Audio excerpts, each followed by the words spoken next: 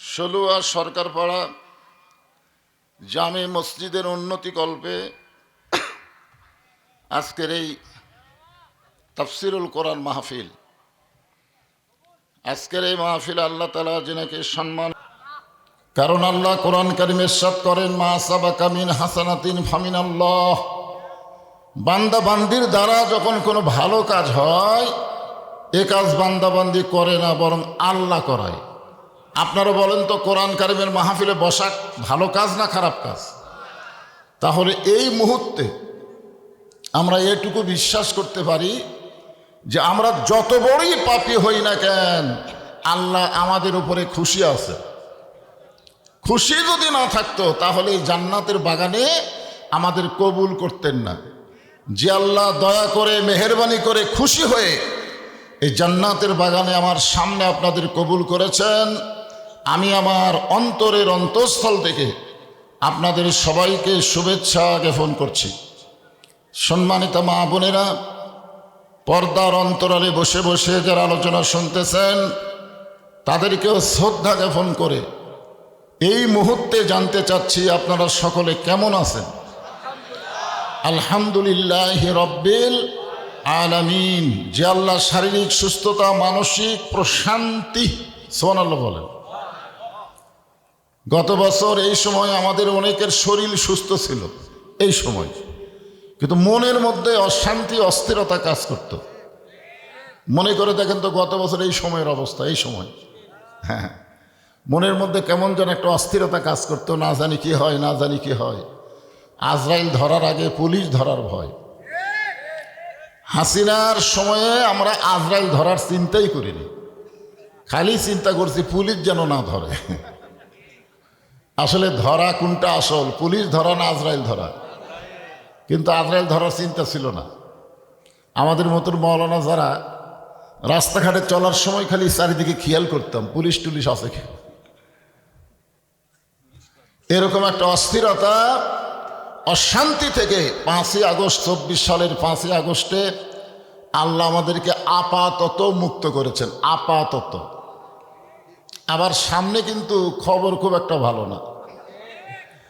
আমি তো দেখলাম আমার ওয়াজের সময়ের ভিতরে, আগে এই হাসিনা সরকার যখন ক্ষমতায় ছিল তখন আমার ওয়াজে খুব একটা বাধা দেয়নি, কিন্তু এই বর্তমানে যারা ক্ষমতা পায়নি, এদের বিরুদ্ধে যে মশান শুরু হচ্ছে ভাই।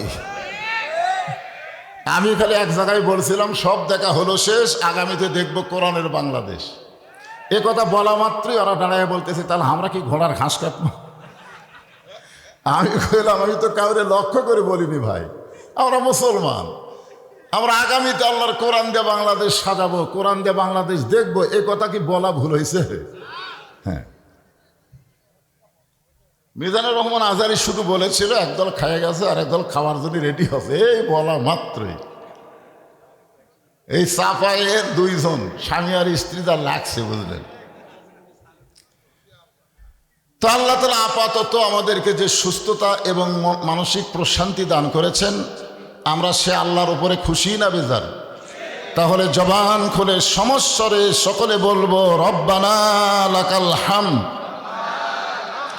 হামদান কাসীরান তাইয়িবান মুবারাকান ফীহি। আমরা প্রশংসা করলাম কার? কেন করলাম? ওয়ামান ইয়াবতাগি গায়রাল ইসলাম দীনান ফালাই ইউকবালা মিনহু। আল্লাহ কোরআনে বলেছেন, ইসলাম ছাড়া অন্য কোনো জীবন ব্যবস্থা, ধর্ম কেউ যদি গ্রহণ করে, ইসলাম ছাড়া, ইসলাম বাদ দিয়ে যদি অন্য কিছু গ্রহণ করে, আল্লাহ বলেছেন লা ইউকবালা মিনহু, তা কখনোই কবুল করা হবে না। আমরা জন্মসূত্রে মুসলমানের ঘরে আল্লাহ আমাদেরকে কবুল করেছে। জোরে কোন কথা ঠিক কি না? আল্লাহ যদি আমাদেরকে হিন্দুর ঘরে পাঠাতো, মনে করেন দুনিয়াতে পাঠানোর দায়িত্ব কার? যদি আল্লাহ আমাদেরকে খ্রিস্টানের ঘরে পাঠাতো, যদি আল্লাহ ইহুদির ঘরে পাঠাতো, আমাদের কি করার কিছু ছিল? কিন্তু দেখেন রুহের জগতেই আল্লাহ আমাদের রুহগুলোকে এত ভালোবাসলেন যে দুনিয়ার জগতে মুসলমানের ঘরে আমাদের কবুল করলেন। এই দিক দিয়ে কিন্তু আমরা আগে আছি, জোরে কারণ ঠিক কিনা? এই যে আমার ভাই কোরআনের আয়াত তেলাওয়াত করে বললেন, লা তামুতুন্না ইল্লা ওয়া আনতুম মুসলিমুন, মুসলমান না হয়ে তোমরা কেউ মরো না। হিন্দুর ঘর থেকে, খ্রিস্টানের ঘর থেকে, ইহুদির ঘর থেকে মুসলমান হয়ে মরা খুবই কঠিন, কিন্তু আমাদের জন্য মুসলমান হয়ে মরা খুবই সহজ। জোরে বলেন ঠিক কিনা? যার প্রমাণ হলো নবীর চাচা আবু তালেব, যিনি নবীকে লালন পালন করেছেন, এত দয়া করেছেন যে নবী এক সময় বলেই ফেলেছেন যে মায়ের পেটে থাকতে আমি এতিম ছিলাম, কিন্তু দুনিয়াতে আসার পরে আমি এতিম বুঝতেই পারিনি। সাহাবেরা বললেন, হুজুর কেমনে? বলে, ভাগ্য গুণ এমন একটা চাচা পাইছিলাম যে চাচা আমাকে এত দয়া করে লালন পালন করছে, আমার যে বাপ নাই এটা আমি বুঝবারই পারিনি। ওই চাচা যখন মৃত্যুর বিছানায়, রাসূল গিয়ে বললেন, চাচা খালি একটা বার বলেন লা ইলাহা ইল্লাল্লাহ মুহাম্মাদুর রাসূলুল্লাহ, আমি আপনার হাত ধরে জান্নাতে পৌঁছে দেব। আমাদের নবীকে আল্লাহ এত ক্ষমতা দিছে যে যাকে ইচ্ছা করবে হাত ধরে জান্নাতে প্রবেশ করাতে পারবে না, কিন্তু যার মধ্যে ঈমান থাকবে তাকেই পারবে। ধরে কারণ সুবহানাল্লাহ, কি কন? এই জন্যে বলেছে চাচা খালি একটা বার আপনি খালি বলেন লা ইলাহা ইল্লাল্লাহ মুহাম্মদ রাসূলুল্লাহ, আমি আপনার হাত ধরে জান্নাতে পৌঁছায় দিব। চাচা বলতেছে, বাবা মরেই যখন যাচ্ছি বাপ দাদার ধর্ম ছাড়বো না। দেখছেন, এখান থেকে প্রমাণ হলো যে যে ধর্মের মধ্যে জন্ম নেয় মনে করে তারটাই আসল। আপনারা বলেন তো সব ধর্মকে আসল? ধর্মের মালিক যিনি, আসল ভেজালের খবর দিয়েছে তিনি। জোরে কোন কথা ঠিক কিনা? আল্লাহ বলেছেন, ইন্না দীনা ইনদাল্লাহিল ইসলাম, আল্লাহর কাছে মনোনীত জীবন বিধানের নাম কি? আরো জোরে বলেন। জন্মসূত্রে আল্লাহ সেই ইসলামের মধ্যে আমাদের কবুল করেছে, খুশি না বেজার? এই জন্য সকলে বলি আলহামদুলিল্লাহ। কোনো কারণে যদি আমরা ঠেকে যাই, আমাদের বগুড়ার ভাষা, তুই যদি ঠেকে যাস আমাকে বলিস, আমার নম্বর সবসময় তোর কাছে রাখবি, যদি কোনো বিপদ আপদ মুসিবত হয় আমাকে কল করবি, আমি বাতাসের মতন উড়ে গিয়ে তোকে সাহায্য করবো। এরকম কিছু কথা বলে কি বলে না? হ্যাঁ, মনে করেন আমরা হাসরের ময়দানে ঠেকে গেছি, ঠেকে দেওয়া বোঝেন না? আল্লাহ আমাকে ধরিছে, ধরে বলতেছে তোর অবস্থা খারাপ, এখন তোরা যতই মুসলমান হয়ে মর, ইমান নিয়ে মর, তোরা এখন জাহান্নামে যা। এই কথা যখন আল্লাহ বলবে তখন আমাদের একজন উকিল থাকবে। আল্লাহ হবেন হাকিম আর আমাদের নবী হবেন উকিল, আর আমরা হলাম আসামি। সুবহানাল্লাহ বলেন। আছেন আমার মুখতার, আছেন আমার ব্যারিস্টার, সেজ বিচারের হাইকোর্টেতে তিনি আমায় করবেন পার। আমরা পাপী রাসূল জাবিনদার। এমন একজন জাবিনদার মহানবীর উম্মত হওয়াতে আপনারা খুশি না বেজার? তাহলে জবান খুলে আর একবার বলি আলহামদুলিল্লাহ।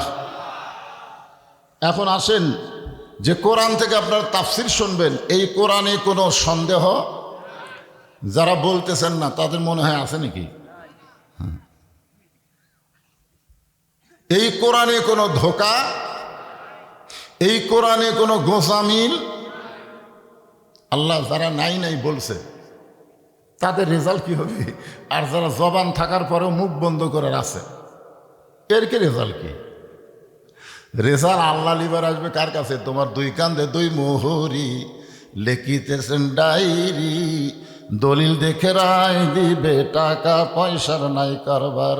কিরামান কাতিবিনা ইয়ালামুনা মা তাফআলুন। যারা তিনবারই বলছেন সন্দেহ নাই, ধোঁকা নাই, গোজামিল নাই, ডান কান্দের ফেরেশতা লিখছে জান্নাতি।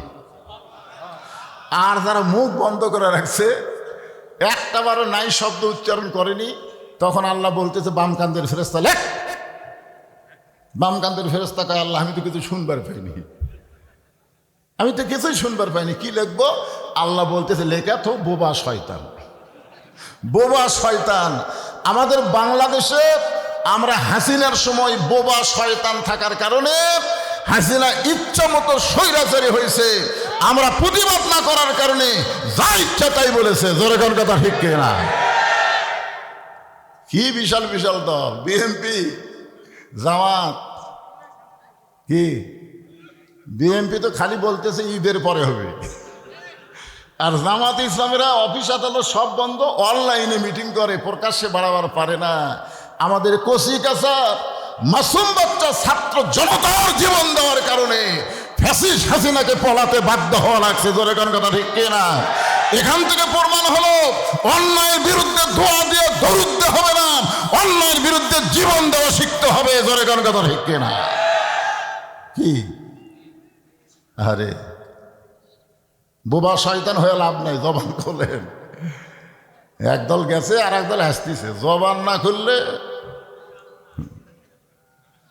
জোরে বলবেন, এই কোরআনে কোনো সন্দেহ, এই কোরআনে কোনো ধোঁকা, এই কোরআনে কোনো গোজামিল। মাশাআল্লাহ, আল্লাহ বলতেছেন হুদাল্লিল মুত্তাকিন।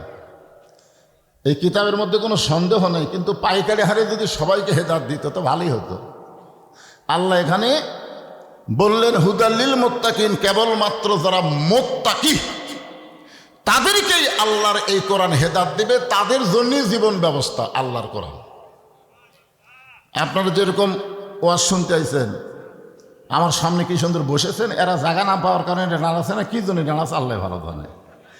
এই দাঁড়িয়ে থাকা কোরআন শোনার অভ্যাস হলো আবু জেহেলের। হ্যাঁ, নবী যখন কোরআন তেলাওয়াত করত তখন চুপি চুপি চুপি চুপি চোরের মতন, চোরে কান কার মতন? চোরের মতন বাহিরে দাঁড়িয়ে থেকে নবীর কোরআন তেলাওয়াত শুনত। কি এখন বসবি নাকি? বসবি? হ্যাঁ, সারা রাত কোরআন তেলাওয়াত শুনতো, সারা রাত। সকালবেলা গিয়া মিটিংয়ের মধ্যে বলতো, এত সুন্দর কোরআনের বাণী, রাতটা কোন দিক দিয়ে গেল আমি বুঝবারই পারিনি। সুবহানাল্লাহ খান, সুবহানাল্লাহ খান।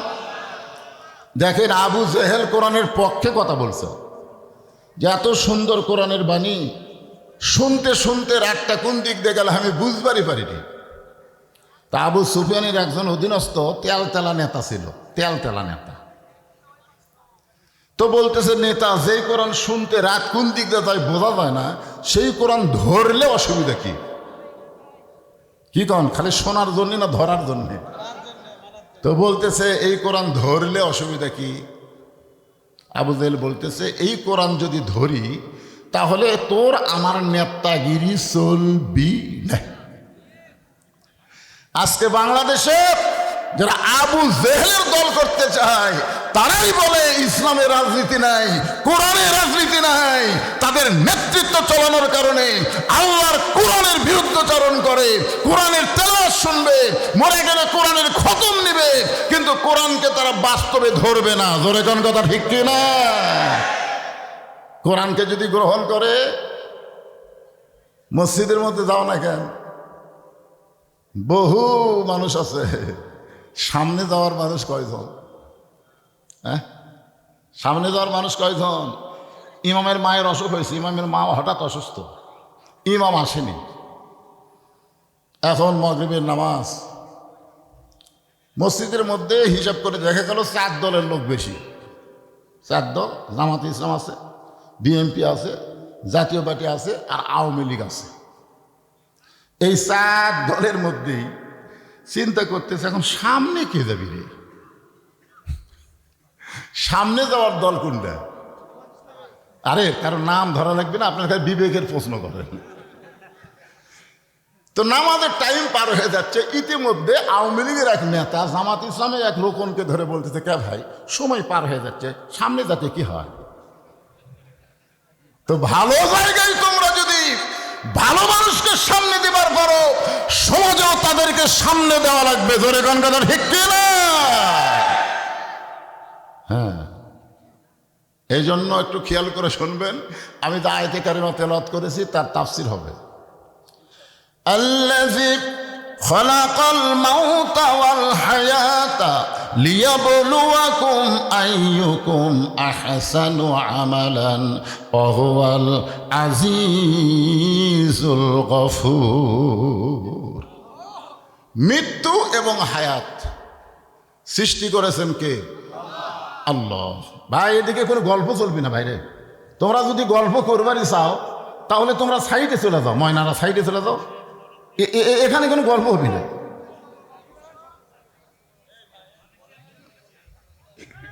হ্যাঁ, কোনো গল্প না, একা চুপচাপ সবাই মনোযোগ দিয়ে শোনো। আমি মুরব্বী মানুষ, আমি এই যুবক মানুষ না যে ঘন্টার পর ঘন্টা ওয়াজ কর্ম, তা না। অল্প সময়ের মধ্যে গুরুত্বপূর্ণ গল্প করে বিদায় নেব। এই জন্য আপনারা একটু বসেন, যদি বসবার মন না চায় তো চলে যান। অত লোকের দরকার নাই তো, 313 জন মুজাহিদ তালে গোটা, এত লোকের দরকার আছে নাকি? আমাদের এলাকায় আমার দাদার মুখে শুনছি যে হাজার হাজার মানুষ খাওয়া দাওয়া করতেছে। খাওয়া দাওয়া কি করতেছে? ইতিমধ্যে সাইড দেখ পাগল যাচ্ছে আর বলতেছে মানুষ নাই রে, মানুষ নাই। তো যারা খাওয়া দাওয়া করতেছে তারা সবাই মুচকে মুচকে হাসতেছে আর বলতেছে পাগলে কিনা খায়, ছাগলে কিনা খায়, গুরুত্ব দেয়নি। কিন্তু একটা লোক চিন্তা করছে কে রে, মানুষ নাই তাহলে আমরা কে? ওই আবার খাওয়া বাদ দা পাগলার কাছে গেছে, দেয়া বলতেছে কে রে পাগল, তুই তো কইলি মানুষ নাই মানুষ নাই, তাহলে আমরা কে? বলে কেউ তো ধরেনি, তুই ধরলি কেন? আমি তো মানুষ নাই করে চলে আসলাম, কেউ তো ধরে নাই, তুই ধরলি কেন? বলে আমার মধ্যে একটু ধাক্কা লেগেছে যে মানুষ যদি না হই তাহলে আমরা খেয়ে। পাগল বলতেছে তাহলে সাইডে চল। তো সাইডে যায়, এরকম বাম হাত আলগা করছে, ওই ভিতর দিকে তাকা দেখে যে 15-20 জন মানুষ, বাদ বাকি সব শিয়াল করতে। তাই ভাই কি দেখলাম? বলে কলিকালের জামানা, হক বলতে মানা, আসল কথা বললে তোমায় মারবি রে। বুঝছেন? এখন হক কথা বলবার গেলে অনেকের কলজায় আঘাত লাগবে। এত রাত পর্যন্ত কোরআনের মাহফিলের জন্য যারা অপেক্ষা করতেছেন তারা আবার দাঁড়িয়ে থেকে গল্প করবেন কেন? মন চাই বসেন, আর যদি মন না চাই সাইড কাটবেন। এখন আসেন, লিয়াবলুয়াকুম, তোমাদেরকে পরীক্ষা করা হবে, আইয়ুকুম আহসানু আমালা। পরীক্ষার সাবজেক্ট হলো সুন্দর আমল। জোরে কোন কি আমল? আচ্ছা, আমাদের বাংলাদেশে 92% মুসলমান, আমরা কি সুন্দর আমল করতে চাই না? জোরে কোন চাই কি চাই না? সুন্দর আমল করতে গেলে সুন্দর একটা পরিবেশ লাগবে। সুন্দর একটা পরিবেশ যদি আপনি তৈরি করতে চান তাহলে সুন্দর একটা সমাজ লাগবে। সুন্দর একটা সমাজ যদি গঠন করতে চান তাহলে সুন্দর একটা রাষ্ট্র লাগবে। সুন্দর একটা রাষ্ট্র যদি তৈরি করতে চান তাহলে আল্লাহর কোরআনের বিকল্প কোনো সংবিধান না। কথা কয় না কে? আমাদের বাংলাদেশে কতগুলা নেতা বলে না পবিত্র সংবিধানকে সমুন্নত রাখতে চাই, সংবিধান পরিবর্তন করা যাবে না। কিন্তু সংবিধান কি তোর আল্লাহর? এক ডক্টর কামাল্লা যাই পেশাব করে খাড়া হয়ে অজু করে না, ওই বেটা সংবিধান লেখছে, আর সেইটা বলে পবিত্র সংবিধান। তারা নাকি পরিবর্তন করা যাবে না। এদের প্রেসিডেন্টকে ইমপিচমেন্ট করার জন্য ছাত্ররা একসময় আন্দোলন করলো না? এ হাসিনার আসল মাল থুয়ে গেছে। ওরে বরখাস্ত করার জন্য, অপসারণ করার জন্য ছেলেরা যখন লাফালাফি করলো তখন বাংলাদেশের এক বড় দলের নেতা কইল সংবিধানকে সমুন্নত রাখতে হবে। সংবিধান ওটার নাম সংবিধান? সংবিধান এই যে দেখেন, সংবিধান কার নাম দেখেন। হ্যাঁ, একটু মনোযোগ দিয়ে শুনবেন। সুন্দর আমল করতে গেলে সুন্দর পরিবেশ লাগবে। সুন্দর পরিবেশ না হলে সুন্দর আমল করা যায় না। এখানে কোরআনের সুন্দর কথা শুনতে গেলে সুন্দর একটা পরিবেশ তৈরি করা লাগবে। হাট বাজারে হাজার হাজার মানুষ থাকে, কোনো বক্তা সেখানে ওয়াজ করতে পারবে না। জোরে কোন কথা ঠিক কিনা? কারণ যার মনে তাই কথা বলতেছে, যার মনে তাই কেনাকাটা করতেছে, ওখানে ওয়াজ চলবে। এখন যদি বলে ভাই 50,000 মানুষ, তার সামনে আমি ওয়াজ করবো, করে দেখ, কেউ শুনবি না। তা আপনারা কোন তো এখানে একটা সুন্দর পরিবেশের দরকার নাই? এখানে হাট বাজারের মতন হয়েছে করলে হবে? তাই হবে না। এখন সুন্দর পরিবেশ তৈরি করতে গেলে সুন্দর একটা সমাজ লাগবে। সমাজ, সুন্দর একটা সমাজ যদি তৈরি করতে চান, সুন্দর একটা রাষ্ট্র লাগবে। রাষ্ট্র, যাকে আমরা বলি কল্যাণ রাষ্ট্র। কি রাষ্ট্র শুনলেন না? ভাষণে শুনলেন না? কল্যাণ রাষ্ট্র, কল্যাণকর রাষ্ট্র। কল্যাণকর রাষ্ট্র যদি আমরা তৈরি করতে চাই, তাহলে মানুষের তৈরি আইন দেওয়া হবে না, আমার আল্লাহর কোরআন লাগবে। জোরে কোন কথা ঠিক কিনা? এই জন্য আল্লাহ বলেছেন, অনুনাজ্জিলু মিনাল কুরআনি মা হুয়া শিফাউ ওয়া রাহমাতুল লিল মুমিনিন। আর বাংলা স্লোগান হলো, আমি যেই বলবো সব সমস্যার সমাধান, আপনার বলবেন দিতে পারে আল কোরআন। যারা বলবেন না, বুঝবেন মরার 2 দিন আগেই তারা বোবা হবেন। তারকে জবানে ইমানের কলেমা আল্লাহ নসিব করবে না। কারণ কোরআনের পক্ষে স্লোগান দিবেন না, এরকম মুসলমান তো থাকার কথা না। আমি যেই বলবো সব সমস্যার সমাধান, আপনার বলবেন দিতে পারে আল কোরআন। সব সমস্যার সমাধান আল কোরআনের আলো, সব জায়গায় জালো কোরআন হাদিস যেখানে, লিল্লাহে তাকবীর। তুলে দিয়েছেন দেরি করে, আমি আইসি এখানে ঈশান নামাজের আগে, আমার তুলে দিলেন কয়টায়? 11টায় তুলে দিয়ে ঘুমন্ত মানুষকে তো শুনান যাবেন, আগে চেতন করে তারপরে মাল মারা লাগবে। জোরে কথা ঠিক কিনা?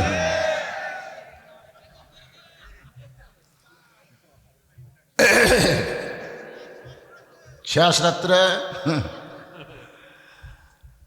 এখন মনোযোগ দিয়ে শোনেন আল্লাহর কোরআন। মসজিদের মেম্বরে বসে অর্ধ জাহানের খলিফা, বাংলাদেশের মতন 96টা দেশের খলিফা, নিজের এ হাত দিয়ে ডান গালে চল মারতেছে, বাম হাতে বাম গালে চল মারতেছে। মসজিদের মেম্বরে বসে অর্ধ জাহানের খলিফা হজরত উমর নিজের গালে নিজেই চল মারতেছেন। কেউ না, নিজের গালে, ডান হাতে ডান গালে, বাম হাতে বাম গালে। এমন সময় ওসমান গনি মসজিদের মধ্যে ঢুকে বলতেছে, আমির আল মুমিনিন, আপনি কি পাগল হয়ে গেলেন? নিজের গালে নিজে চল মারতেছেন, কারণ কি? ওমর ফারুক বললেন, মিন শাররিল ওয়াসওয়াসিল খান্নাস। মিন শাররিল ওয়াসওয়াসিল খান্নাস, আমার ভিতরে একটা শয়তান আছে, তার নাম হলো খান্নাস। সেই খান্নাস আমাকে ধোঁকা দিছে। ওসমান গনি বললেন, কি ধোঁকা? বলে, আমার খান্নাস বলতেছে আমি নাকি অর্ধ পৃথিবীর খলিফা। তো ওসমান গনি বলতেছে, ঠিকই তো কইছে, আপনি তো অর্ধ জাহানের খলিফা। ওমর বলে, ওসমান, বর্তমানকে নিয়ে যারা চিন্তা করে এরা মানুষ না।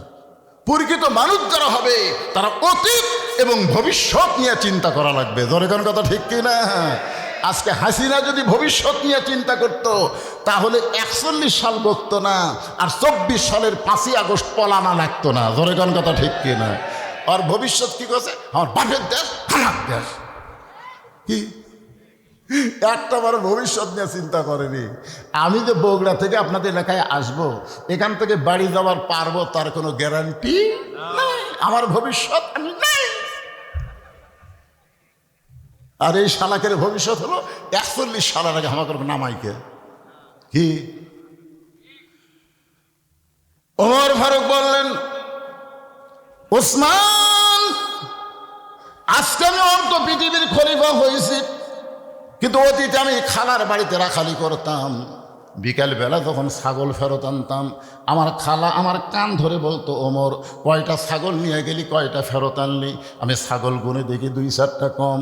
আমি আবার দৌড় দিতাম, ওই পাহাড়ি এলাকায় ছাগলগুলো খুঁজে খুঁজে এনে যখন খালারে জমা দিতাম, খালার মাথার চুল ধরে বলতো, ওমর, আজকে যেই ভুল করেছো, আগামীকাল যদি একই ভুল করো, তোমার রাখালির চাকরি কিন্তু ক্যান্সেল হয়ে যাবে। আমি খালার পা ধরে বলতাম, খালা, আমার রাখালির চাকরি যদি ক্যান্সেল করে দেন, তাহলে আমি থাকবো কোথায়, খাবো কি? একদিন যে ওমর রাখালির চাকরি রক্ষা করার জন্য খালার পা ধরে কেঁদেছে, আজকে সেই ওমরকে আল্লাহ অর্ধ পৃথিবীর খলিফা বানাইছে। এটা উমরের যোগ্যতাই নয়, এটা কেবলমাত্র আল্লাহর কোরআনের ওসিলা। আপনারা বলেন এই কোরআনের পাওয়ার আছে না নাই? কি দেখলাম হাসিনার সময় কোরআনের পাওয়ার কি? কি পাওয়ার কোরআনের! একটা রাখালকে কোরআন অর্ধ পৃথিবীর খলিফা বানায় দেয়। আর সেই কোরআন বাংলাদেশে কোরআনের পক্ষের মানুষ কেন নিষ্পেষিত, কেন নির্যাতিত? এর থেকে আমাদের বের হওয়ার পথ আছে কি নাই? আছে। সেই পথটাই তো বলা লাগবে। লিয়াবলুয়াকুম আইয়ুকুম আহসানু আমালা, তোমাদের সুন্দর আমলের পরীক্ষা হবে।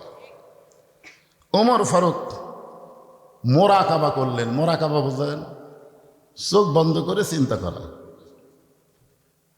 যেই কোরআন আমাকে কুটি রাখাল সেখান থেকে আজকে অর্ধপৃথিবীর খলিফা বানাই দিল, সেই কোরআনটা আসলে দেখতে কেমন? কোরআনটা আসলে দেখতে কেমন? এই ছেলেরা, এই আজকে যারা যুবকেরা বসে আছো, তোমরা সত্যি করে বলো তো, এ কোরআন কোন দিন হাত দিয়ে ধরছ? সবাই না। এখানে অনেক যুবক আছে আজ পর্যন্ত এই কোরআনটা এভাবে হাত দিয়ে ধরেনি। কারণ ধরবার গেলে ঠেলা আছে তো, লা ইয়ামাসসুহু ইল্লাল মুতাহহারুন। কোরআন স্পর্শ করা যাবে না যতক্ষণ পবিত্র না হবা। তাহলে যেই কোরআন স্পর্শ করতে গেলে পবিত্র হতে হয়, সেই কোরআন যদি যুবকেরা গ্রহণ করে, এদের অন্তরে কোনো ভয় থাকবে না মৃত্যুর। আল্লাহ রাস্তায় জীবন দেওয়ার জন্য প্রস্তুত। জোরে কোন কথা ঠিক কিনা? সর্বপ্রথম বাংলাদেশে অন্যায় বিরুদ্ধে জীবন দিছে আমাদের রংপুরের আবু সাইদ। আমি ওনার বাড়িতে গেছিলাম, ওনার বাপ মার কাছে খবর নিয়েছি, আপনার ছেলে কি করত? হ্যাঁ, বলে আমার ছেলে বাংলাদেশের ইসলামী ছাত্র শিবিরের সাথী, অল্প দিনের মধ্যে সদস্য প্রার্থী। চিন্তা করে দেখেন, আল্লাহর কোরআনকে কেউ যদি গ্রহণ করে, তার আর বেঁচে থাকার চাইতে মরে যাওয়াটা বেশি পছন্দ করবে, কিন্তু অন্যের সাথে আপোষ করবে না। জোরে কোন কথা ঠিক কি না? আবু সাইদকে আপনারা দেখছেন, ওর ভিডিও দেখছেন, ও যখন গুলি করতেছে ভিডিওটা দেখছেন, মনোযোগ দিয়ে দেখেন। আল্লাহ রাসূল বলেছেন, কেউ যখন আল্লাহ রাস্তায় শহীদ হয়, ওই শাহাদতের যে কষ্ট, এই কষ্টটা একটা পিঁপড়া কামড়ের চাইতে বেশি না। সেই পিঁপড়া হলো চিনি খাওয়া পিঁপড়া। যে পিঁপড়া চিনি খায়, এই পিঁপড়া যদি আপনার কামড় দেয়, আপনার কষ্ট হবে। 10টা পিঁপড়া যদি কামড় দেয়, আপনি চুলকাই খেলে চুলকাই খেলে। আর সেই রকম একটা পিঁপড়া কামড় দিলে যে কষ্ট হয়, সে কষ্ট শাহাদতের সময় হয় না। যার প্রমাণ আবু সাইদ বারবার গুলি করতেছে, একবারও বলে নাই আমারে লাগতেছে, আমারে মারো না, পিছন দিকে দৌড় দেওয়া আমরা কেউ দেখলাম না। ধরে কোন কথা ঠিক কি না? তার মানে কি বোঝা গেল? মান সাআলাল্লাহু তাআলা শাহাদাতান বিসিদকিন বাল্লাগাহুল্লাহু মানাজিলাশ শুহাদা ওয়া ইম্মাতা আলা ফিরাশিহি রাওয়াহুল বুখারী কিতাবুল মাগাজি। আল্লাহ রাসূল বলেন, আনাস রাদিয়াল্লাহু থেকে বর্ণিত, মা আহাদান ইয়াদখুলুল জান্নাতা ইউহিব্বু ইয়ারজি ইলাদ দুনিয়া ক্বালা ওয়া মা আলাল আরদি মিন শাইইন ইল্লা শাহীদুন ইয়াতামান্না ইয়ারজি ইলাদ দুনিয়া ফায়ুক্তাল আশারা মাররাতান লিমা ইয়ারা মিনাল কারামাতি রাওয়াহুল বুখারী কিতাবুল মাগাজি।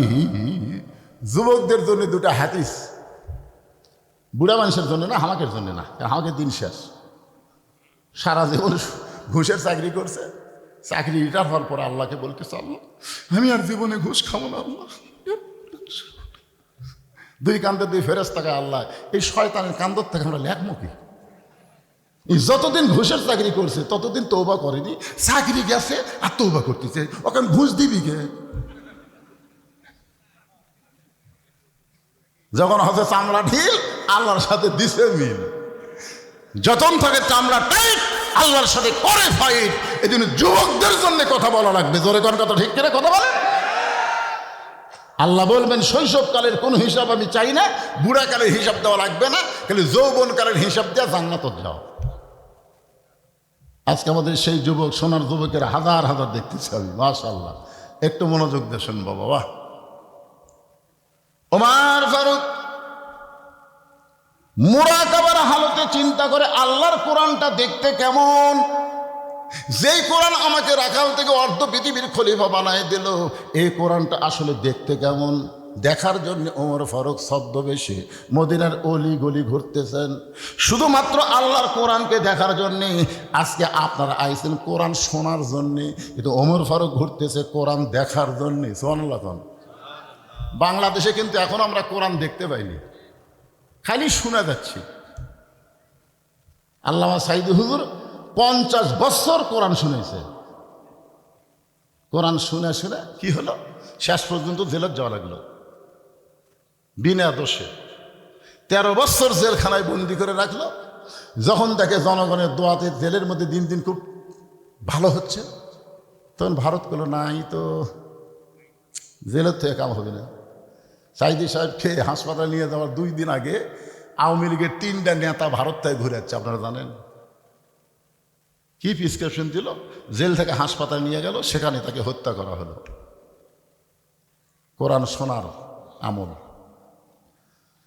কোরআন যদি আমরা দেখতাম, আল্লামা সাইদির মতন মানুষের কাছে কোনো পুলিশ ভিড়ার পারতো না। জোরে কোন কথা ঠিক কিনা? জীবন দেব, কিন্তু না, আমরা খালি শুনি। ওমর ফারুক ছদ্মবেশে আল্লাহর কোরআন দেখার জন্য মদিনার অলি গলি ঘুরতেছে। লিয়াবলুয়াকুম আইয়ুকুম আহসানু আমালা, সুন্দর আমল কারে কয় এটা আপনাদের বোঝানোর জন্য বলতেছি।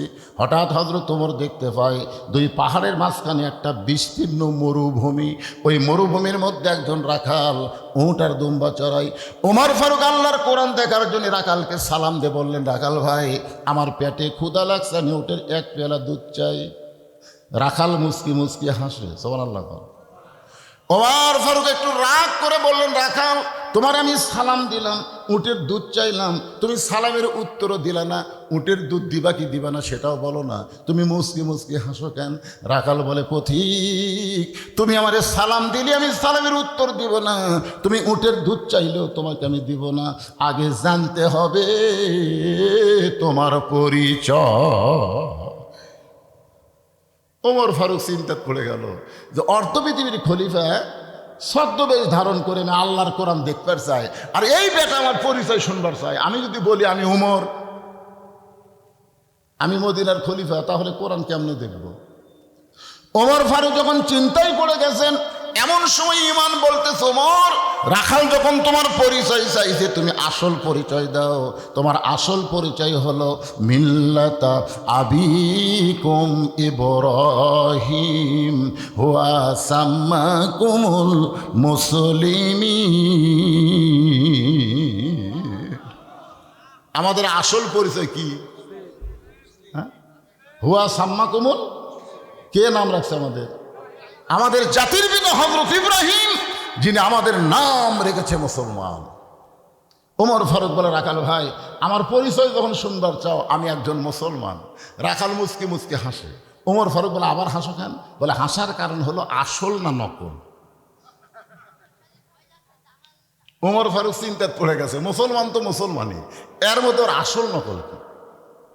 ওমর ফারুক বলে, রাখাল, মুসলমান তো মুসলমানই, এর মধ্যে আসল নকল কি? রাখাল বলতেছে, আসল মুসলমান যারা হবে তারা চাওয়ার ব্যাপারে সতর্ক থাকবে, দরকার হলে ফাঁসির মঞ্চে যাবে, কিন্তু রাষ্ট্রপতির কাছে বাঁচার দরখাস্ত লিখবে না। এরকম আসল মুসলমানকে আমরা বাংলাদেশে দেখিনি, দেখেন নাই? সাইদি সাহেব, খালি এক সাহেবের নাম কোন কেন?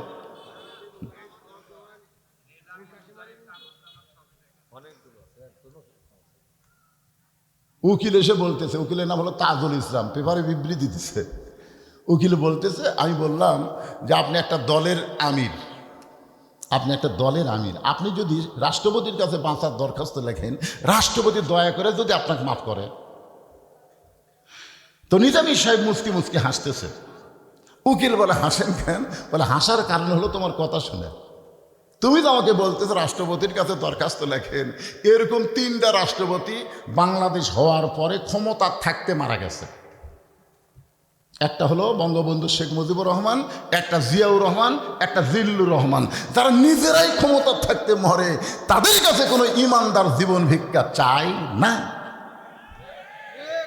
তখন উকিল বলতেছে, এই গোয়ার্কির কারণে তো আপনার ফাঁসি হবে। নিজামী মুচকি মুচকি হাসার বলে, আমার ফাঁসি হবে কিন্তু আমার মৃত্যু হবে না। আমার ফাঁসি হবে কিন্তু আমার মৃত্যু হবে না। উকিল দৌড়ে এসে বলে ফাঁসি হবে না, ফাঁসি হবে মৃত্যু হবে না, এটা কেমন কথা? সঙ্গে সঙ্গে কোরআন থেকে তেলাওয়াত করলেন, ওয়ালা তাকুলু লিমান ইউকতালু ফি সাবিলিল্লাহি আমওয়াতুন বাল আহইয়াউ ওয়ালাকিন লা তাশউরুন। আল্লাহ রাস্তায় যাদেরকে হত্যা করা হয়, আল্লাহ রাস্তায় যাদেরকে ফাঁসি দেওয়া হয়, তাদেরকে তোমরা মৃত্যু বলো না, আমি আল্লাহ বলতেছি তারা জীবিত। রাখাল বলে, পথিক তুমি যদি সত্যি মুসলমান হও, তুমি দুধ চাইছো কার কাছে? ওমর ফারুক চমকে উঠছে, ওরে বাবা রে, আল্লাহর কোরআন যখন চালু থাকে দুনিয়ায়, ওমর ফারুক ভুল করলে একটা রাখাল পর্যন্ত ভুল ধরার সাহস পায়। ওমর ফারুক বলেন, রাখাল আসলেই চাওয়ার ব্যাপার আমার ভুল হয়ে গেছে। রাখাল বলতে যে ভুলটা যখন স্বীকার করছে, আল্লাহ তোমাকে তওবা করার সুযোগ দিছে। আপনারা বলেন তো, ভুল স্বীকার করলে তওবা করার সুযোগ আছে না নাই? আমার বড় ভাই আওয়ামী লীগ করত, আমার দুই ছোট ভাই, এরা দুইজন বিএনপি। আর আমি তো বুঝতেছেন, 5ই আগস্টের পরে আমার বড় ভাই আমার মাদ্রাসা মসজিদের মধ্যে ঢুকলো আসরের সময়, হাসিনা পলানার পর পরে আমার মাদ্রাসার মসজিদের মধ্যে ঢুকলো, যে হুজুরের এই মসজিদের মধ্যে ঢুকলে কোনো অসুবিধা হবে না, কারণ বগুড়া জেলাত আওয়ামী লীগের কোনো বিছন থইনি। বিছন বোঝেন না, মনে হয় অনুবীক্ষণ যন্ত্রতে খুঁজিয়া খুঁজিয়া চামচা মানচা যা ছিল হচ্ছেন সব আউট। তা আমার ভাই দেখলো যে হুজুরের, তা আমি আস্তে আস্তে সিজি ক্যামেরা দেখা যায় তো, তা আমি আসে মসজিদের মধ্যে ঢুকে বললাম, ভাই খবর কি? বলতে তওবা করা ভাই। আমি ভুল বুঝতে পারছি রে ভাই, ভুল বুঝছি। যেই দলের একটা মেম্বার থেকে প্রধানমন্ত্রী পর্যন্ত পলা যায়, এটা মানুষের দল না ভাই, এটা ডাকাতের দল রে, তওবা পড়া ভাই। আমি বললাম, ভাইজান আদম নবী গন্ধম খাওয়ার পরে ভুল স্বীকার করছে, আল্লাহ তাকে তওবার সুযোগ দিছে, ভুল স্বীকার করলে লাভ আছে।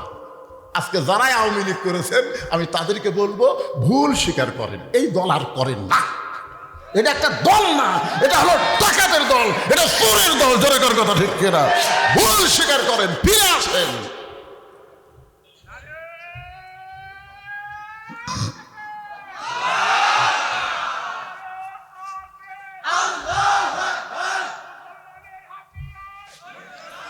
লিল্লাহে তাকবীর। ওমর ফারুক বললেন, রাখাল ভাই আমার ভুল হয়ে গেছে। রাখাল বলতে, যে ভুলটা যখন স্বীকার করছো, তাহলে আল্লাহ তোমাকে তওবা করার সুযোগ দিছে।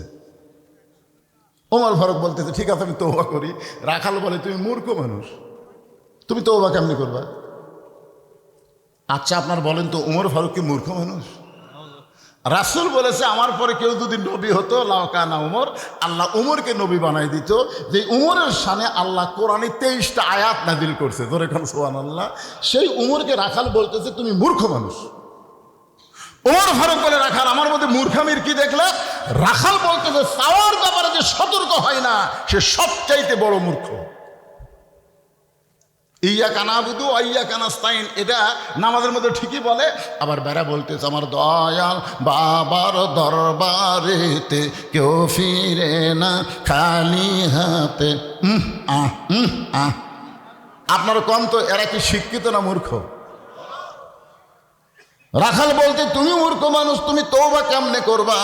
আমি তওবা করাই, তুমি আমার সঙ্গে তওবা পড়ো। এবার হযরত ওমর রাখালের কাছে তওবা পড়তেছেন।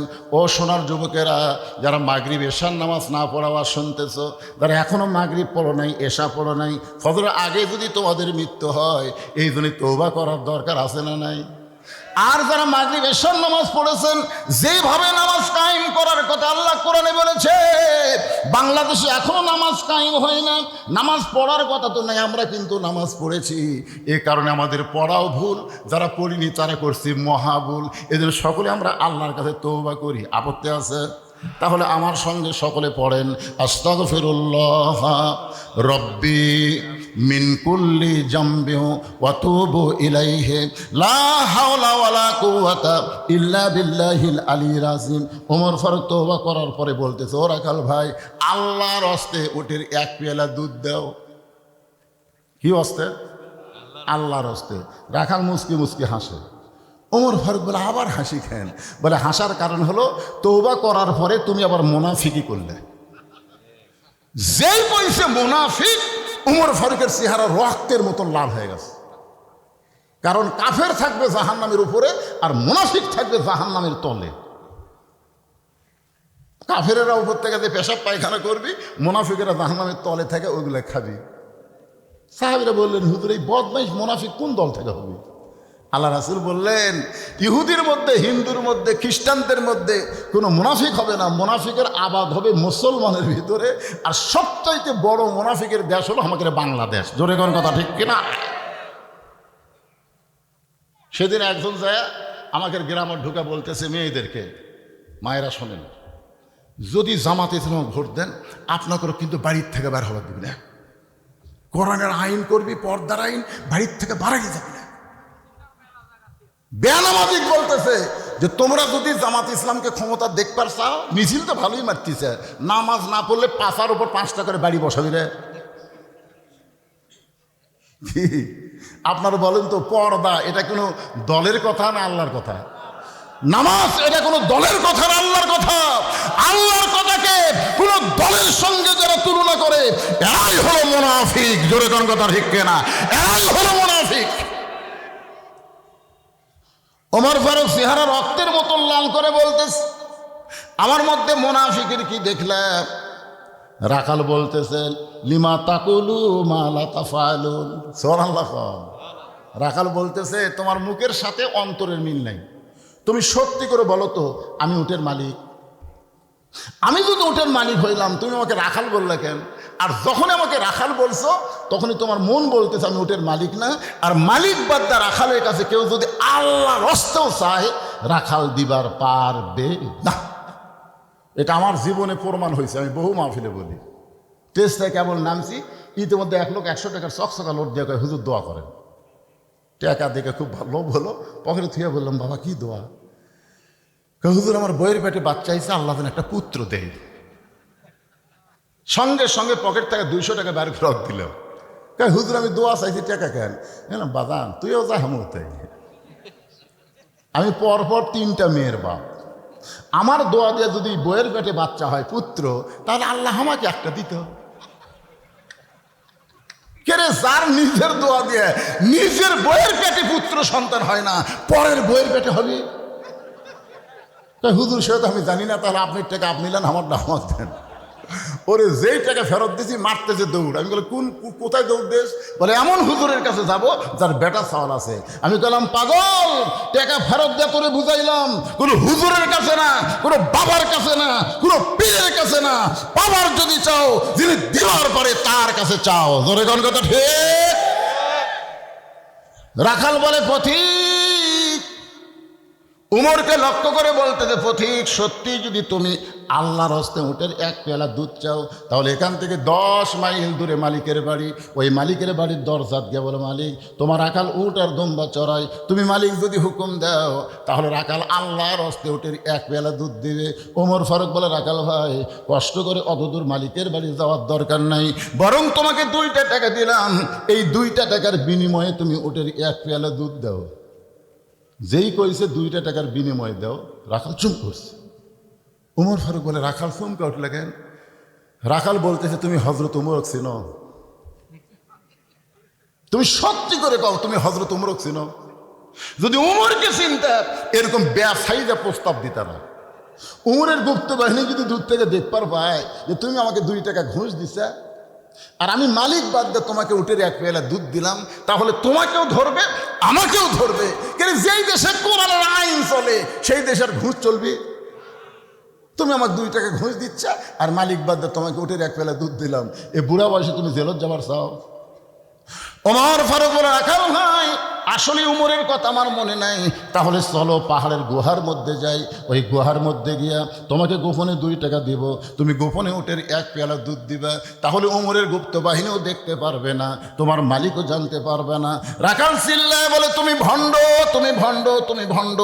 উমর ফারুক বলে রাখাল আমার মধ্যে ভণ্ডামির কি দেখলা? রাখাল বলে পথিক, যেখানে ওমরের গুপ্ত বাহিনী দেখতে পায় না, যেখানে রাখালের মালিক জানতে পায় না, সেখানে রাখালের আল্লাহ দেখতে পায়। লিল্লাহে তাকবীর। ওমর ফারুক এক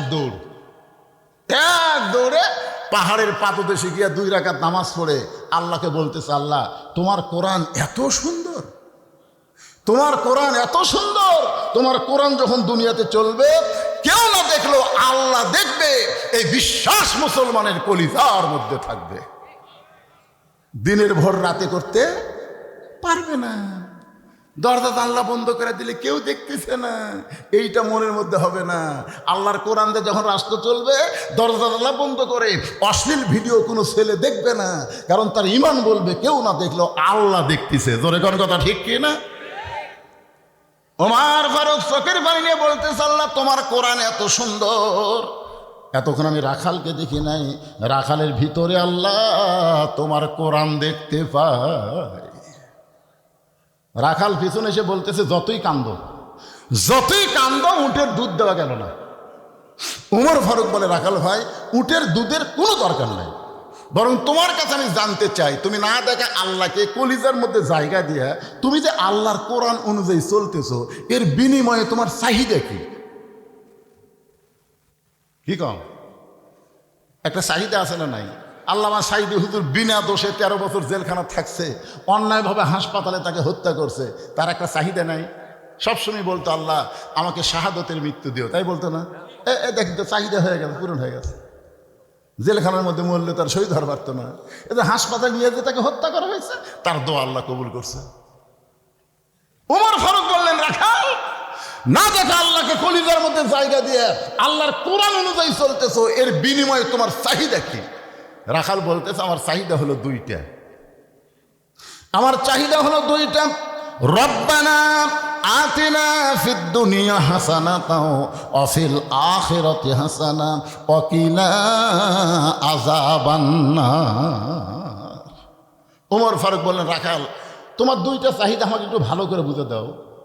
রাখাল বলতেছে, আমার দুনিয়ার চাহিদা হলো আতিনা ফিদ দুনিয়া হাসানা, এই দুনিয়ার সৌন্দর্য হলো আহসানুল আমালা, দুনিয়ার চাহিদা হলো মহামানব হযরত উমরকে আমি এক নজর দেখতে চাই, যে উমর আল্লাহর কোরআন দিয়ে রাষ্ট্র চালানোর কারণে আমার মতন রাখাল না দেখা আল্লাহকে কলিজার মধ্যে জায়গা দিবার পারছি, সেই হযরত উমরকে যদি একটা বার দেখতে পাইতাম, দুনিয়ার চাহিদা আল্লাহ আমার পুরা করতো। আমি সারা জীবন খালি সাধনা করে আছি, হযরত উমরকে খালি একটা বার যদি দেখতে পাই, এটা হলো আমার দুনিয়ার চাহিদা। তাহলে দুনিয়ার চাহিদা হলো জান্নাত পাওয়ার আগে ভালো একটা নেতা দেখা। ধরে কোন কি দেখা? কথা কন না কেন, কি দেখা? তো আগামী ইলেকশনে আপনারা কেমন নেতা দেখবার চাচ্ছেন? হ্যাঁ,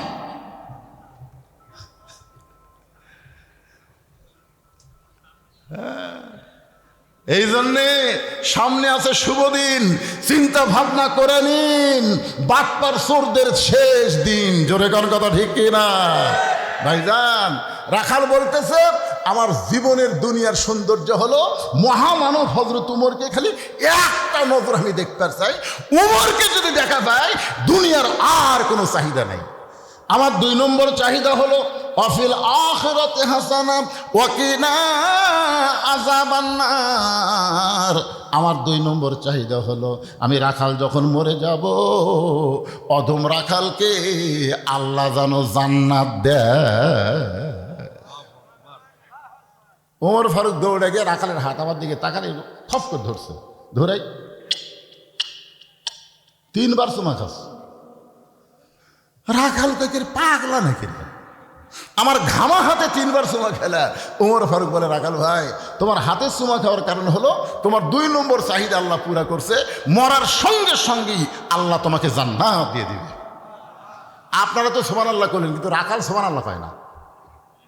ওমর ফারুক বলে, রাখাল তুমি কি আমার কথা বিশ্বাস করতেছো না? আল্লাহ কোরআনে বলেন, ইন্নাল্লাযীনা ক্বালু রাব্বুনাল্লাহু সুম্মা ইসতাকামু তাতানাজ্জালু আলাইহিমুল মালায়েকা আল্লা তাখাফু ওয়া লা তাহজানু ওয়া আবশিরু বিল জান্নাতিল্লাতী কুনতুম তুআদুন। রাখাল, মরার সঙ্গে সঙ্গে আল্লাহ তোমাকে জান্নাত দিবে। রাখাল সুবহানাল্লাহ হয় না। ওমর ফারুক বলে, এই রাখাল, মরার সঙ্গে সঙ্গে আল্লাহ তোমাকে জান্নাত দিবে, এই দোয়া আল্লাহ কবুল করছে, সুবহানাল্লাহ কও না কেন? রাখাল বলতেছে, মরার পরে জান্নাত এটা সবাই বলতে পারে, কিন্তু হযরত উমরকে এক নজর দেখতে পাবো, এই নগদ কথা বলতে তোমার কোন জাকাত বাঁচে? দুনিয়াতে পাওয়া হলো নগদ, আর মরার পরে পাওয়া হলো বাকি। আমি মরে গেলে জান্নাত পাবো, এই কথা তো ভালোই বলতে চাই, কিন্তু হযরত উমরকে এক নজর দেখতে পাবো, এই কথা বলতে তোমার কোন জায়গাত বাজে? উমর ফারুক চিন্তাত পড়ে গেলেন, যে রাখাল আমাকে তওবা পড়াছে, যে রাখাল আমাকে মুনাফিক কইছে, যে রাখাল আমাকে ভণ্ড কইছে, এখনো যদি বলি আমি উমর। চিন্তা করে দেখেন, রাখাল কি করছে? তওবা পড়াছে, কথা কন না কেন, কি পড়াছে?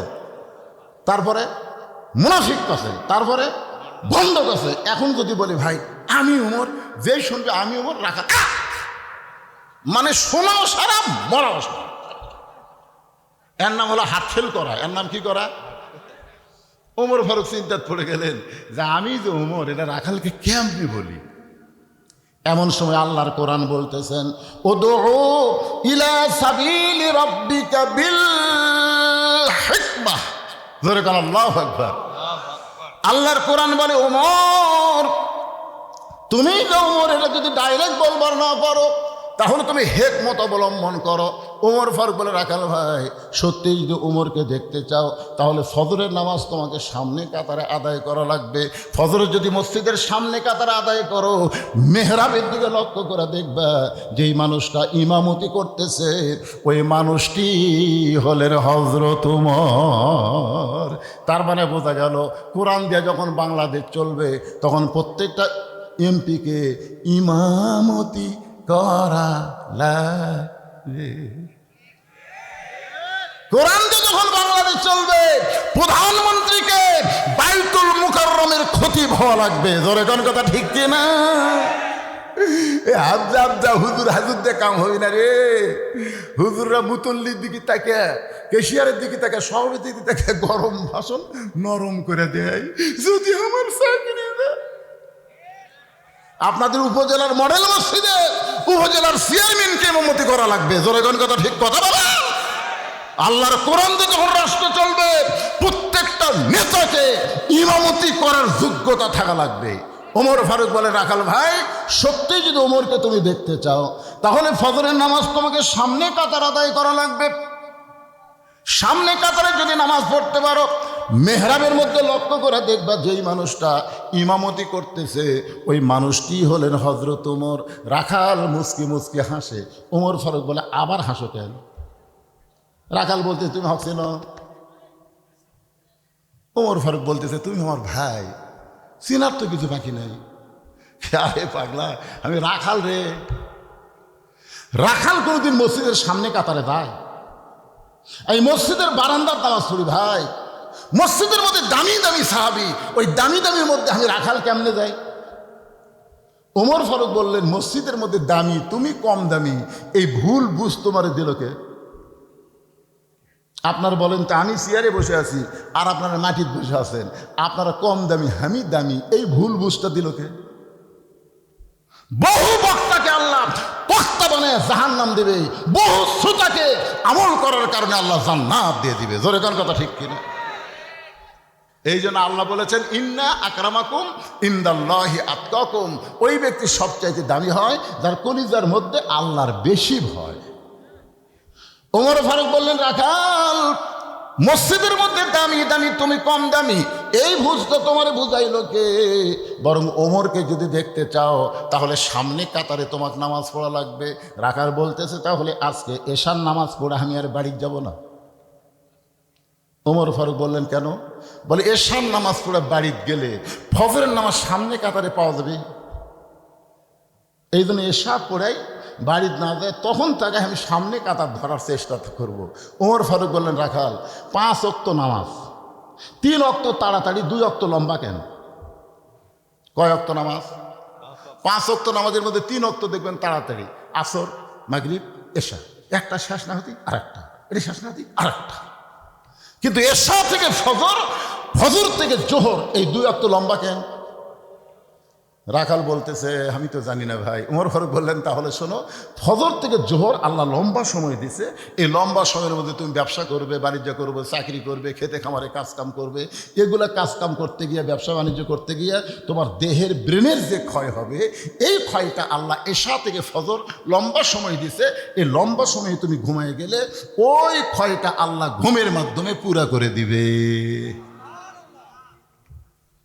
ওমর ফারুক বললেন, এশা থেকে তুমি যদি ফজর ধরবারই চাও, তাহলে যদি তোমার চোখত ঘুম ধরে, রাখাল বলতেছে, ঘুম যদি ধরে মসজিদের মধ্যেই ঘুমাইয়া যাবো। ওমর ফারুক তো ঠিক মতো দেখেনি, বুঝলেন, এইবারে দেখতেছে। ওমর চেহারা লাল করে, মসজিদের মধ্যে ঘুম পাড়ার দলিল দে। তুই যে মসজিদে ঘুমাবো তার একটা দলিল থাকা লাগবে না? আরে ঘুম পাড়া তো দূরের কথা, সবাই জোহরের নামাজ পড়ে বাড়িতে গেছে, ওরা 3 জন 4 ফ্যানকে গল্প করতেছে, 1-1 ঘন্টা হয় গল্প ছাড়ে না। ফেরেশতারা বলতেছে, ফাইজা কুদিয়াতিস সালাহ ফান্তাশিরু ফিল আরদ, নামাজ হয়ে গেলে মসজিদটা বার হওয়া লাগবে। আল্লাহ, এরা 3 জন যে 4 ফ্যানকে গল্প করতেছে, এর রেজাল্ট কি? আল্লাহ বলতেছে, এর রেজাল্ট হলো যতক্ষণ মাথার উপর ফ্যান ঘুরিছে, ওই ফ্যানের কারেন্টের বিল এই 3 জন আলাদাভাবে না দেওয়া পর্যন্ত জান্নাতে যাওয়ার পারবি না। কারণ মসজিদ আর বাপের ঘর না, ইচ্ছা মতো ফ্যান ঘুরাবি। জোরে কোন কথা, ঠিক কথা কন না কি? হায় হায়, আলুর দাম কমিছে রে, পেঁয়াজের দাম, এবার লাভ হই না। এলা গল্প তো মসজিদের মধ্যে করা লাগবে। ছোটবেলা দেখছি আমরা, কাঁচা পেঁয়াজ কাঁচা রসুন খাই কেউ মসজিদে ঢুকলে তার পাশের মুসলিম তার টুনের ভূতেতে বের করে দেয়, কাঁচা পেঁয়াজ কাঁচা রসুন দুর্গন্ধ, ফেরেশতার দুর্গন্ধ সহ্য করতে পারে না। এখন মসজিদের মধ্যে পেঁয়াজ কাটা মুড়ি মাখতেছে, এখন মসজিদের মধ্যে পেঁয়াজ কাটে। সবচাইতে গুরুত্বপূর্ণ আজান হলো ফজরের আজান। আপনারা বলেন তো, 5 ওয়াক্ত নামাজের কোন গুরুত্বপূর্ণ আজানের নাম কি? ফজরের আজান। এই আজানের মধ্যে কিন্তু যুবকেরা শুনবার পায় না। কেরে যুবক, তোমরা শুনবার পাও? একই কথা 2 বার মুয়াজ্জিন বলে, শুনবার পাও? তোমরা না 3টা পর্যন্ত ফেসবুক চালাও, শুনবার পায় 3টা পর্যন্ত তারা ফেসবুক চালায়। আর যেদিন আর্জেন্টিনা ব্রাজিলের খেলা থাকে, সেই দিন মনে হয় এরা কি পাশে রে। 3টা পর্যন্ত ফেসবুক চালায়, ফজর আগ দিয়ে তখন ঘুমায়। আর সালাতু খায়রুন নাম কোন দিক দিয়ে যায় এরা বুঝবারই পারে না। সবাই আমার সঙ্গে বলো, আসসালাতু, বলো আসসালাতু খায়রুম মিনান নাওম, ঘুম হইতে নামাজ উত্তম। ওমর ফারুক বলে, রাখাল ভাই আজানের গুরুত্ব দিও। এতদিন রাখাল নামাজ পড়েছে বারান্দায়, কিন্তু আজকে নামাজ পড়বে কোন কাতারে? জোরে বলেন, কোন কাতারে? যেই মাত্র আজান দিয়েছে সঙ্গে সঙ্গে রাখাল আর হাঁটতেছে না, জোরে জোরে দৌড়াই মসজিদের দরজায় এসে রাখাল দোয়া পড়তেছে, আল্লাহুম্মা ফতাহলি আবওয়াবা রহমাতিক। এতদিন বারান্দায় নামাজ পড়েছে, আজকে মসজিদের মধ্যে ঢুকতেছে ডান পায়ে। জোরে কোন পায়ে? ডান পায়ে মসজিদের মধ্যে ঢুকে রাখাল সামনে কাতারে যাওয়ার চায়। সামনে কাতারে যাওয়ার জন্য রাখাল যখন রাস্তা নেয়, প্রত্যেকটা সাহাবী নড়ে সরে নড়ে সরে নড়ে সরে রাখালকে যাওয়ার রাস্তা করে দেয়। সুবহানাল্লাহ বলেন।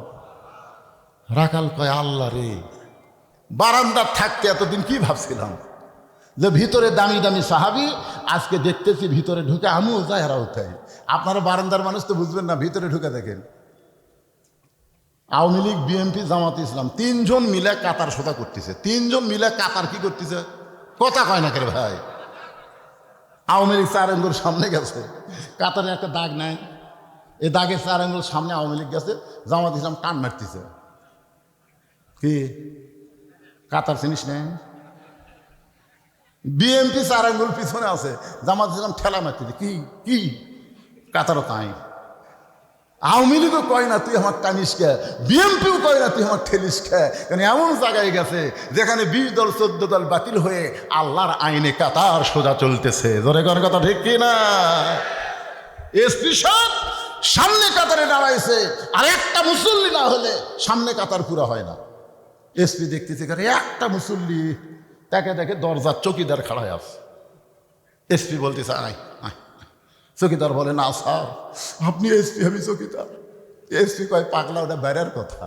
বেড়ার কথা হলো তুই চৌকিদার আমি এসপি, কিন্তু ভিতরের কথা কি জানিস? আয়। চৌকিদার কয় ভিতরে আবার কি কথা রে?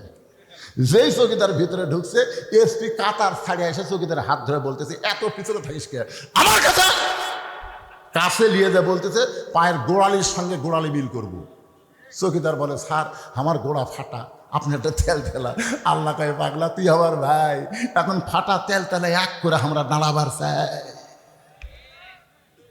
কি? শুধুমাত্র নামাজ কায়েমের আইন পাশ হলে বাংলাদেশে কোনো দলাদলি থাকবে না, সব মুসলমান ভাই ভাই হয়ে যাবে। জোরে কোন কথা ঠিক না?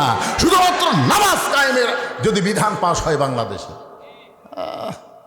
মসজিদের মধ্যে ঢুকে দেখো 14 দল 20 দল খতম, আর কোনো দল আছে? একটু মনোযোগ দিয়ে শুনবেন রাখাল। সামনে কাতারে মেহরাব বরাবর, প্রথম কাতারে মেহরাব বরাবর দাঁড়ায়া 2 রাকাত সুন্নত নামাজ আদায় করেছে। ফজরের ফরজের আগে 2 রাকাত সুন্নত আছে না নাই? রাখাল 2 রাকাত সুন্নত নামাজ পড়ে চুপটি করে বসে আছে। এমন সময় এক সাহাবী মসজিদের মধ্যে ঢুকে দেখে জায়গা দখল। ওই সাহাবীর নাম হলো ওসমান গনি। জোরে কোন নাম কি? ওসমান গনি। চিন্তা করে আমার জায়গাত কে রে? আসলে মসজিদের মধ্যে একজনের জায়গায় শুধু দখল থাকবে, যিনি মসজিদের ইমাম। ইমামের জায়গায় ইমাম ছাড়া কেউ যাবার পারবে না। জোরে কোন কথা ঠিক কি না? কিন্তু ওসমান গনি কেমনে বলে যে আমার জায়গা? এইটা বলার পিছনে কারণ হলো আল্লাহর নবী। আল্লাহ নবী বলেছেন আমি যতদিন ইমামতি করব, এই হাদিসটা ভালো করে শুনবেন, আমি যতদিন ইমামতি করব আমি বরাবর পিছনে যিনি দাঁড়াবে তার নাম হলো আবু বকর। আবু বকর যখন ইমামতি করবে, আবু বকর বরাবর যিনি দাঁড়াবে তার নাম হলো উমর। উমর যখন ইমামতি করবে, উমর বরাবর যিনি দাঁড়াবে তার নাম হলো ওসমান। ওসমান যখন ইমাম হবে, ওসমান বরাবর যিনি দাঁড়াবে তার নাম হলো হযরত আলী। হযরত আলী যখন ইমামতি করবে, আলী বরাবর। এই কথা বলে নবী আর কারোর নাম কয় না। সাহাবেরা বললেন হুজুর তাহলে হযরত আলী যখন ইমামতি করবে, আলী বরাবর পিছনে কে দাঁড়াবে? রাসূল চোখের পানি নিয়ে বললেন মা ইয়ানতিকু আনিল হাওয়া ইন হুয়া ইল্লা ওয়াহয়ুহা। আমি রাসূল বলতে পারি না যতক্ষণ পর্যন্ত আল্লাহ না বলায়। ওই আলী পর্যন্তই হলো খোলাফায়ে রাশেদীন। তাহলে হযরত ওমর যখন ইমামতি করবে, ওমর বরাবর পিছনে কে দাঁড়াবে? যখন কে দাঁড়াবে? কিন্তু আয়সা দেখে জায়গা দখল। রাসূলের এই হাদিস কি এই বারান্দার রাখাল শুনিছে? তাই ওই বারান্দার নামাজ পড়ে শেষে এসে আগে যায়। কিন্তু এখন দেখতেছে আমার জায়গা কে বসে আছে? আল্লাহ রাসূল বলেছেন আল হায়াউন ওসমান। ওসমান গনি খুবই শরম। দেখতেছে বসেছে, যখন বসেই যায় থাক। রাখালের পাশে দেখে ফাঁকা জায়গা, ওই ফাঁকা জায়গায় দাঁড়ায় ওসমান গনি 2 রাকাত সুন্নত নামাজ পড়ছে। 2 রাকাত সুন্নত পড়ে রাখালের দিকে 3 বার তাকাছে। কোনো দিনও দেখেনি, আজকে প্রথম দেখতেছে। শরম যে বেশি, বুঝলেন না? যেই 3য় বার তাকাছে রাখাল বারবার কি দেখি মিয়া? আপনার দেখবেন গ্রামের কোনো মূর্খ লোকের দিকে আপনার যদি 2-3 বার তাকান, ওই কিন্তু খেপে যাবে। তোর কথা ঠিক কি না? এক অটো ভ্যানওয়ালা, আমি জায়গা 10 টাকা ভাড়া, আমি সেখানে 10 টাকা দিছি। কয় না হুজুর আপনাকে বেশি দেওয়া লাগবে। মানে সবাই যা দেয় আমি তাই দিছি। তো না আপনি আলেম মানুষ এত টাকা কামাই করেন। আমি 20 টাকা দিছি, দিয়ে ফেলে ওর দিকে তাকাছি। টাকা দিয়ে যাওয়ার সময় 20 টাকা ফেলে দিয়েছে। আপনি টাকা না নিলে আমার দিন চলবে না। আমি বললাম কে রে ভাই, আমি তো কিছুই করি। তাকান কামিয়া, তাকান কামিয়া। এই মূর্খ মানুষের দিকে যদি আপনি তাকান ভাই, এরা যা খেপে যায়, বুঝলেন? রাখাল এত গরম, এই মিয়া বারবার আমার দিকে কেন তাকাও মিয়া? ওসমান গনি কাঁপতে কাঁপতে দাঁড়িয়ে গেছে, থর থর করে কাঁপতে। স্যার বলতেছে ভাইজান তুমি আমার ভাই, কোনোদিন তোমাকে দেখি নাই, আজকে প্রথম দেখতেছি, এই জন্য 3 বার তাকায় দেখছি। তোমার পরিচয় কি? তোমার পরিচয় কি? রাখাল বলতেছে আমার পরিচয় হলো আমি একজন রাখাল। যেই কইছে রাখাল, ওসমান গনি মুসকি মুসকি হাসতেছে। কারণ রাখাল যারা হবে তাদের ভাষা নরম হলে চলবে না, রাখালের ভাষা মাঝে মধ্যে গরম হওয়া লাগবে। কারণ আল্লাহ রাসূল বলেছেন প্রত্যেকটা অভিভাবককে আল্লাহ তাআলা রাখালের দায়িত্ব দিয়ে দুনিয়াতে প্রেরণ করেছে। আপনারা হয়তো চিন্তা করতেছেন, হুজুর আমাদের তো গরু ছাগল নাই, আমরা কার রাখালি করব? এই কার রাখালি করবে? আপনি চোখ বন্ধ করে দেখেন, আপনার বাড়িতে রূপো করতে বলতেছি আমি, 42 বছর একটা গাভী আছে, আপনার বাড়িতে 22 বছর একটা আইডিয়া আছে, আপনার বাড়িতে 17 বছরের একটা বকনা আছে। এখন আপনার বলেন, হুজুর এটা আপনি কি পাগলামো বলতেছেন? 42 বছরের গাভী মানে আপনার বউ, 22 বছরের আইডিয়া মানে আপনার ছেলে, আর 17 বছরের বকনা মানে আপনার মেয়ে। আপনি বলেন তো এই 3 জনের উপরে আপনার রাখালি করার দায়িত্ব আছে না নাই? এজোরে কেন আছে না? আপনি মসজিদে জোহরের নামাজ আদায় করলেন তাকবীরুল্লাহর সাথে সামনে কাতারে, বাড়িতে যেই গেলেন বউ আপনার সামনে 3 তরকারি গরম ভাত, আপনি আল্লাহুম্মা বারিক লানা ফিমা রাযাকতানা ওয়া কিনা আযাবান্নার বিসমিল্লাহ বরকাতিল্লাহ বলে যখন মুখ দিচ্ছেন, তখন আপনার বিবেক বলতেছে কু আনফুসাকুম ওয়া আহলিকুম নার, জাহান্নামের আগুন থেকে বাঁচার গেলে তুই একলা নামাজ পড়লে হবি না রে। যে তো ভাত আনতে এত সুন্দর তরকারি দিয়ে খাওয়াচ্ছে তার খবর? কেবল মুখ দিবি, ইতিমধ্যে বিবেক জাগ্রত হচ্ছে। বিবেক বলতেছে কে বিবি জোহরে নামাজ পড়ছে? বউ বলতেছে গোসলই করিনি। দেখছেন, যেই বলছে গোসলই করেনি, সঙ্গে সঙ্গে হাত ধরে বলতেছে বেনামাজের হাতে আমি খাবো না রে। তুই কি মনে করেছিস আমি মসজিদের সামনে কাতারে তাকবীরুল্লাহর সঙ্গে জোহরের জামাত পড়লাম, আর তুই আমার বউ গোসলই করিসনি, আমি তোর হাতে খাবো রে? বউ চিন্তা করবে এত কষ্ট করে স্বামীর জন্য পাক করলাম, আর স্বামী খাবি না? দৌড়ে যায় গোসল করে জোহরের নামাজ পড়ে মুখ দেখা করে বলতেছে এখন খান, এখন খান। তখন কোরআন এসে বলতেছে হুন্না লিবাসুল্লাকুম ও আনতুম লিবাসুল্লাহ হুন্না। কে রে পাগলা, একলা খাবি কেন? স্বামী স্ত্রী দুইজনে খা।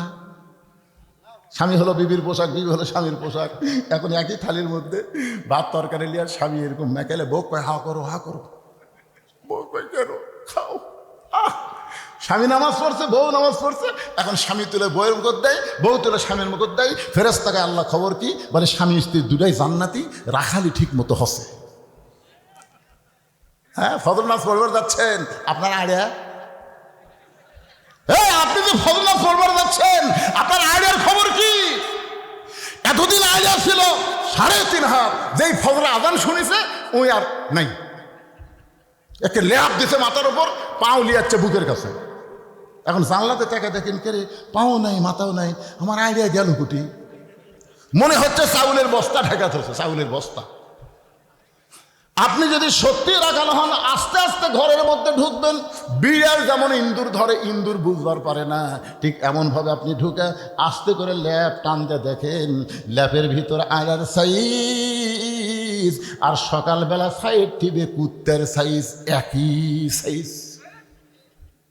এখন আপনি কি রাখালি করবেন? ওঠ ওঠ, তুই আমার বেটা হয়ে আমার বানানো বাড়ির ঘরের মধ্যে ঘুম পাড়বি, আর আমি একলাই জাহান্নামে যাব, তুই যাবি না?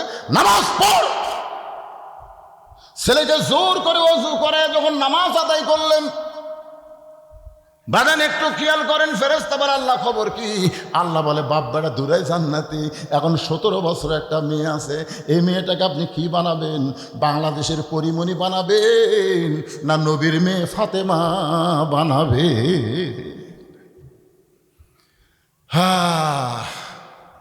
পরিমণি বোঝেন? আপনাদের বাংলাদেশের পরিমণি, আপনার মেয়েকে আপনি কি তৈরি করবেন? না নবীর মেয়ে ফাতেমা তৈরি করবেন? বাবা হিসাবে আপনার রাখালি করার দরকার আছে না নাই? দরকার আছে না নাই? নবী রাখালি করেছেন। 9 বছরের মেয়ে ফাতেমা হাতের মধ্যে চুরি দিয়ে মুসকি মুসকি হাঁটতেছে, মাত্র 9 বছর, তাও ঘরের মধ্যে। নবী ঘরে পা দিয়ে আস্তে করে পা বের করলেন, ফাতেমা সঙ্গে গেল। যে বাবা ঘরের মধ্যে ঢুকে আমাকে মা মা বলে আদর করে, আর সেই বাবা ঘরত পাওতে বেড়ে গেল। বারান্দায় গিয়ে ফাতেমা দেখে নবীর চোখ দিয়ে দর দর করে পানি পড়তেছে। ফাতেমা বলে বাবা কি দুঃখ আপনার মনে, এমন করে কেন কাঁদতেছেন? রাসূল বলে ফাতেমা, যে দুনিয়াতে সাজবে মা, আল্লাহ তার আখিরাতের সাজ কমায়া দিবে। সঙ্গে সঙ্গে ফাতেমা হাতের চুরি খুলে মাটির ফাইলা দেয়। যেই মাত্র চুরি খুলে মাটির ফাইলা দিছে, নবী দৌড়ে গিয়া চুরি দুইটা করে আমার পকেটের মধ্যে ঢুকাইছে। ফাতেমা বলে, বাবা, যেই চুরি হাতে দেওয়ার কারণে আপনি ঘরে ঢুকলেন না, আপনি বারান্দায় কানলেন, আর সেই চুরি ফাইলা দিলে আপনি কেন পকেটে ঢুকাইলেন? রাসূল বলে, ফাতেমা আয় আয়, তুই আমার কাছে আয়। যেই ফাতেমা নবীর কাছে, নবী ফাতেমার কপালে চুমা দিয়ে বলে, ফাতেমা, একদিন তোর নাকে নাক ফুল পরায় দেব, একদিন তোর কানে কানের দুল পরায় দিব, একদিন তোর গলাত মালা পরায় দিব। ফাতেমা বললেন, বাবা কবে কবে? আল্লাহর নবী বললেন, যেদিন তোমার বিবাহ হবে। ও ফাতেমা, মেয়ে মানুষ কেবলমাত্র এক ব্যক্তির জন্য সাজতে পারবে, ওই ব্যক্তি হলো তার স্বামী। স্বামী ছাড়া অন্য কোনো পুরুষের জন্য নারীদের সাজা চলবে না। ফাতেমা রে, চুরি যদি হাতে দিবার চাস, যেদিন তোর বিবাহ হবে মা, তুই স্বামীকে দেখানোর জন্য হাতে চুরি দিবি, তুই নাকে ফুল দিবি, কানে দুল দিবি, গলাত মালা দিবি। আমার মায়েরা যারা পর্দার অন্তর আছেন গো মা, যদি আপনি সাজুগুজু করতে চান, শুধুমাত্র স্বামীর জন্য করবেন। স্বামী ছাড়া অন্য কোনো পুরুষের জন্য সাদা মেয়েদের জন্য জায়েজ। আরো জোরে কন। এই তিনটা একসাথে উঠলো, এই তিনটার কি বউ নাই কেরা?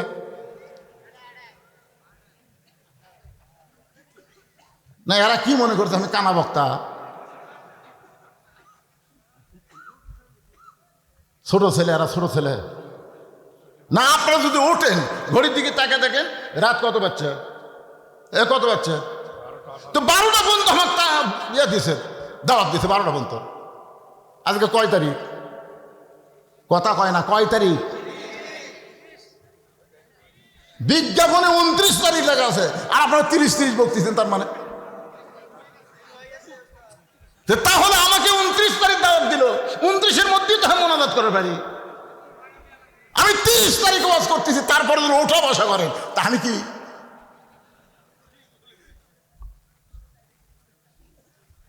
বিরক্ত হচ্ছেন? একটু মনোযোগ দিয়ে শুনবেন। সারা রাত না ওসমান গনি রাখালের পাশে বসে রাখালকে বলতে, ভাইজান, কোনোদিন সামনে কাতারে দেখি নাই, আজকে প্রথম দেখতেছি, কারণ কি? রাখাল বলে, আমি বারান্দাত নামাজ পড়ি, আমি বারান্দায় নামাজ পড়ি। আমি সামনে কাতারে আসার কারণ হলো আমি দেখবার চাই আমার সারা জীবনের সাধনা একটাবার যদি দেখতে পাই, তাহলে আমার আশা আল্লাহ পুরা করবে। ওসমান গনি বলে, ভাইজান, আমি তো সামনে কাতারে দেখার জন্য আসি, আমি সামনে কাতারে দেখার জন্য আসি। আজ কয়েক বছর হয়ে গেল, এখন পর্যন্ত আমি দেখতে পাইলাম না। রাখাল বলতেছে, কি কর? আমি আজগাই যাচ্ছি, আজগাই দেখবো, কাল থেকে আবার বারান্দা নামাজ পড়বো, এত কষ্ট করে সামনে আসা আমার দরকার নেই। ওসমান গনি বলতেছে, আজগাই দেখবে, তার গ্যারান্টি কি? রাখাল কয়ে, পাগলা নাকি, আমার যে চোখের সাইজ। ওসমান গনি বলে, ভাই, আমি কয়েক বছর হলে পড়তেছি ভাই রে, কিন্তু আমি দেখবার পাচ্ছি না। রাখাল বলতেছে, আমার দিকে তাকাও তো দেখি। ওসমান গনি যেই তাকাচ্ছে, কয়, চোখের মনি তো ভালোই আছে, দেখতে পাও না কেন? এখানে কিন্তু দেখা দুই রকম। ওসমান গনি দেখতে চায় নামাজের মালিক আল্লাহকে, কারণ রাসূল বলেছে, আনতাবুদুল্লাহ কাআন্নাকা তারাহু ফাইল্লাম তাকুন তারাহু ফাইন্নাহু ইয়ারাকা। যখন কোন আল্লাহর বান্দা ইবাদতের মধ্যে শামিল হবে, ইবাদতের মালিক আল্লাহকে দেখতে পাবে। আল্লাহ যদি দেখার সম্ভব না হয়, আল্লাহ ওয়ালাকে দেখতে পাবে। যদি সেটাও সম্ভব না হয়, আল্লাহ তাকে দেখতেছে, এই বিশ্বাস তার কলিজার মধ্যে থাকবে। জোরে করে সুবহানাল্লাহ। ওসমান গনি তাহলে দেখতে চায় কাকে? আর রাখাল দেখতে চায় কাকে? হযরত ওমরকে। এক সময় রাখাল বলতেন, ভাইজান, আর কষ্ট করা লাগবে না, আমি যখন আপনার কাছে আসি, তাহলে আপনি আমার হাত ধরেন, আমি নিজেও দেখব এবং আপনাকেও দেখায়া দেব। যেই মাত্র রাখাল কইছে, আর কোনো টেনশন করা লাগবে না, আপনি আমার হাত ধরেন, আমি নিজেও দেখব এবং আপনাকে দেখায়া দেব। সঙ্গে সঙ্গে আল্লাহর কোরআন বলতেছে, ইয়া আইয়ুহাল্লাযীনা আমানুত্তাকুল্লাহা ওয়া কুনু মা'আস সাদিকিন। আল্লাহর কোরআন বলতেছে, রে ইমানদারেরা, ইমানদারেরা, হ্যাঁ, বুঝতে পারছেন? অকুনু মা সাদিকিন। যদি তোমরা আল্লাহর ভয় কলিজার মধ্যে রাখতে চাও তাহলে সত্যবাদীদের তোমরা সাথী হও, সত্যবাদীদের দল করো, সত্যবাদীর দলে তোমরা ফিল মারো। আর কথা কয় না, আর কথা কয় না। মা শব্দের অর্থ কি? মা শব্দের তাফসীর করবেন। মা মানে হাত ধরা, মা মানে ফিল মারা, মা মানে মিছিল করা। সত্যবাদী তাই বলে সব নয়। সত্যবাদী কারা? কোরআনের চাইতে সত্য কোনো কথা নাই। এজন্য কোরআন তেলাওয়াত করার পরে হাফেজ সাহেব কি বলে? সাদাকাল্লাহুল আলিয়ুল আযীম। তাহলে সবচাইতে সত্য কথা আল্লাহর কোরআন। সেই কোরআনের দল যারা করে, কোরআন নিয়ে যারা রাজনীতি করে, কোরআনকে সামনে নিয়ে যারা বাংলাদেশের সংসদ নির্বাচন চায়, তাদের সঙ্গে থাকাই হলো মা'আস সাদিকিন। এখন রাখালের হাত ওসমান গনি ধরছে, একটু মনোযোগ দিয়ে শুনবেন। অত্যন্ত গুরুত্বপূর্ণ বিষয় আলোচনা করতে যে ভাইজান।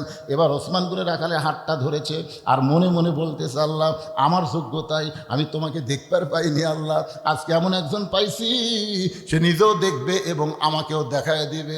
এই নিয়ত ওসমান গনি রাখালের হাতটা ধরে বসে আছে। কিছুক্ষণ পরে যখন ফজরের জামাত শুরু হবে, জামাত যখন শুরু হবে এমন সময় একজন মুয়াজ্জিন আকামত দেয়। ধরে কোন কি দেয়?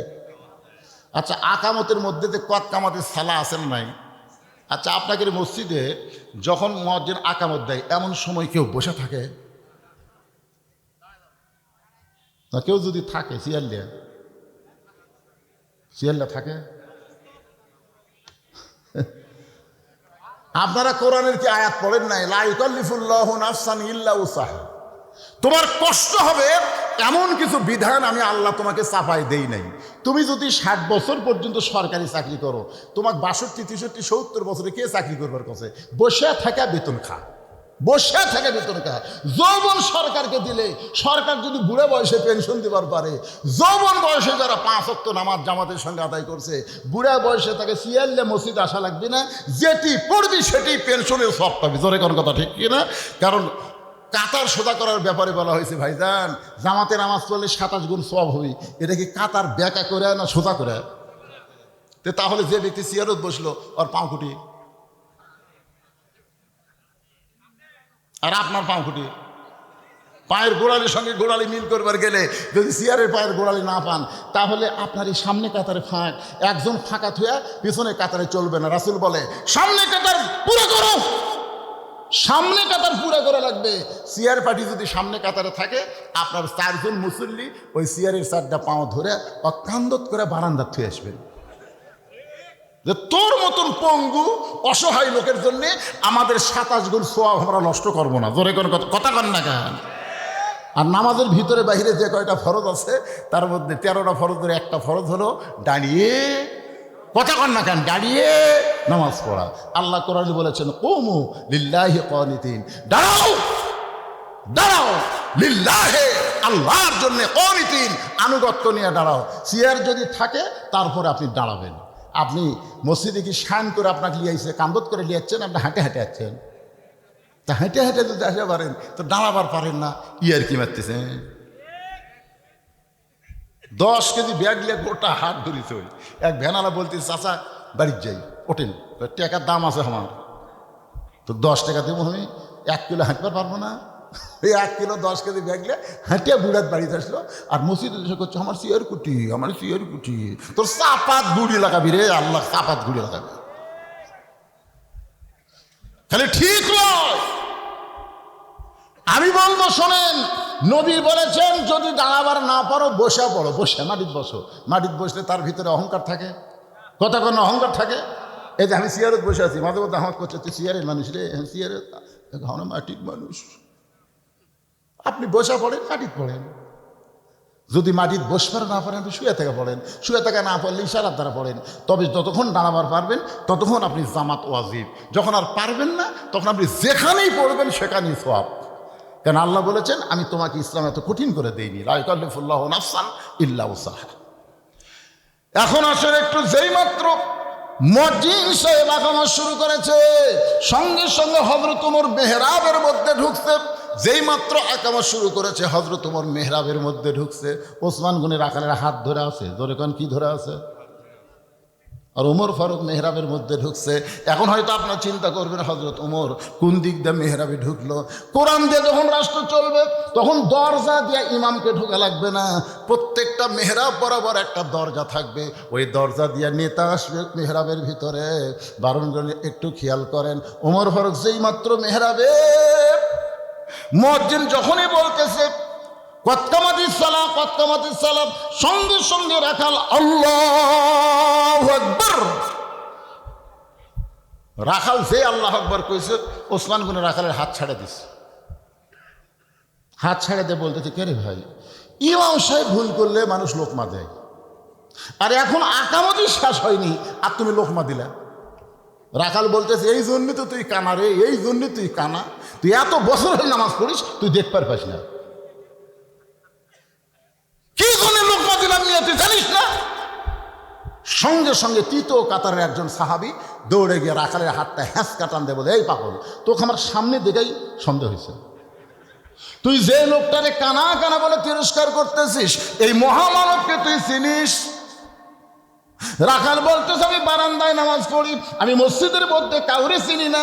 সাহাবী বলতেছে, পাগল রে, যেই মানুষটা এতক্ষণ তোর হাত ধরে দাঁড়িয়েছিল, যেই মানুষটাকে তুই কানা কানা বলে তিরস্কার করলি, ওই মানুষটা হলো আল্লাহর নবীর ডবল জামাই ওসমান গনি। পৃথিবীর কেউ এই ডিগ্রি পায়নি। আল্লাহ গানিয়ন ও আনতুমুল ফুকারা ইল্লা ওসমান ও গানিয়ন।